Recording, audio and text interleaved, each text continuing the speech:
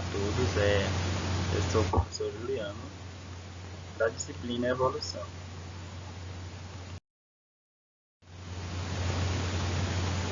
A nossa aula será a aula 02, da disciplina Biologia, do capítulo Evolução. O tema da nossa aula será a Teoria da Evolução de Charles Darwin. Foi publicada pela primeira vez em 1859. Houve grandes reviravoltas a partir de quando ele resolveu falar sobre a teoria da evolução, causando, inclusive, atritos entre religião e igreja. A teoria da evolução de Darwin afirma que é o ambiente, por meio da seleção natural, que determina a importância da característica do indivíduo ou de suas variações, e os organismos mais bem adaptados a esse ambiente têm maiores chances de sobreviver, deixando um número maior de descendentes. Ou seja, como nós veremos mais na frente, aquele indivíduo que não conseguir se adaptar ao local, ao momento onde está, ele não poderá seguir à frente com sua evolução. A tendência é que a sua espécie vá sumindo, e sobrando apenas aquelas espécies que são totalmente resistentes ao ambiente onde se está. As principais ideias de Darwin são: os indivíduos de uma mesma espécie não são idênticos entre si, pois apresentam variações em suas características. Nós podemos notar com o exemplo da humanidade. Então, como podemos ver, aqui nós temos a seguinte hipótese: os indivíduos de uma mesma espécie não são idênticos, como podemos verificar na nossa espécie humana, porque nenhuma pessoa entre nós contém o mesmo DNA, que podemos ver que os DNA são totalmente diferentes. Os organismos produzem muitos descendentes devido à sua grande capacidade de reproduzir. Ou seja, todos os organismos eles têm uma grande capacidade de se reproduzir. E com isso, eles produzem muitos descendentes, como vendo aqui. Os organismos com variações favoráveis às condições do ambiente em que vivem têm mais chances de sobreviver em relação àqueles com variações menos. Aqui podemos ver que os organismos com variações favoráveis às condições do ambiente em que vive têm mais chances de sobreviver. Ou seja, aquele indivíduo que tem a capacidade de aprender a conviver de acordo com a necessidade do ambiente onde ele está, ele terá mais chances de sobreviver naquele local. Já aqueles que não conseguem se adaptar, eles não terão uma grande chance de sua espécie evoluir. Os organismos com variações vantajosas ou favoráveis têm maiores chances de deixar descendentes que herdam essas condições. Então aqui nós podemos ver, os organismos que apresentam variações vantajosas ou favoráveis ao ambiente, eles têm maiores chances de deixar descendentes que herdam essas condições favoráveis. Então aquele indivíduo, aquele organismo que possui descendente, que tem uma característica vantajosa ao ambiente, ele deixarão mais descendentes, porque eles herdarão as características de seus ancestrais.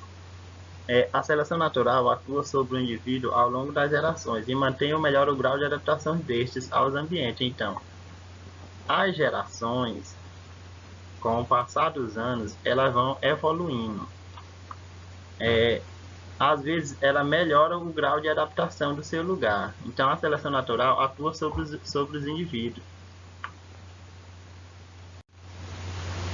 Aqui nós temos a variação nos traços ou características dos indivíduos de uma mesma espécie. Nós podemos ver aqui que aqui nós temos uma mesma espécie de besouro. Temos o besouro cinza e o besouro verde. Eles são da mesma espécie, mas não possuem as características que aqui são representadas pelas cores.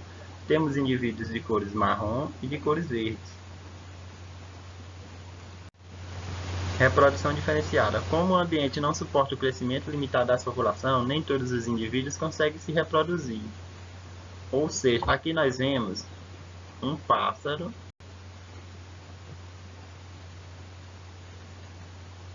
que está fazendo o controle natural da espécie.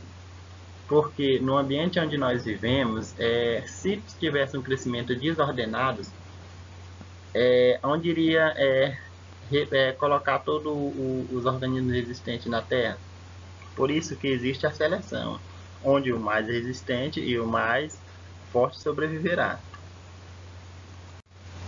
Aqui a seleção natural é hereditariedade. Os besouros marrom sobreviventes deixam o descendente marrom, porque esse traço, a cor marrom, tem uma base genética.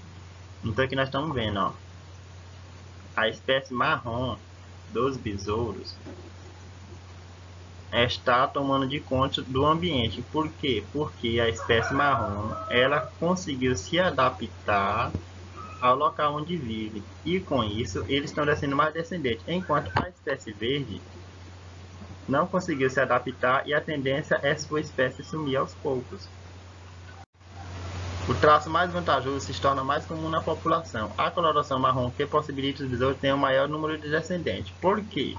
Como nós vimos aqui, o traço mais vantajoso se torna mais comum na população. Ou seja, como a espécie marrom ela conseguiu se adaptar ao local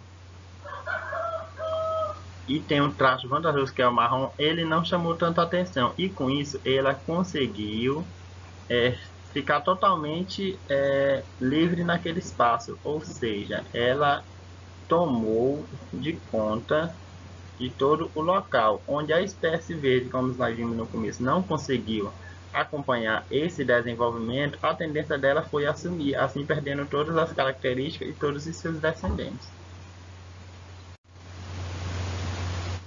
A seleção natural, ela se reúne a três marcos principais: a variação,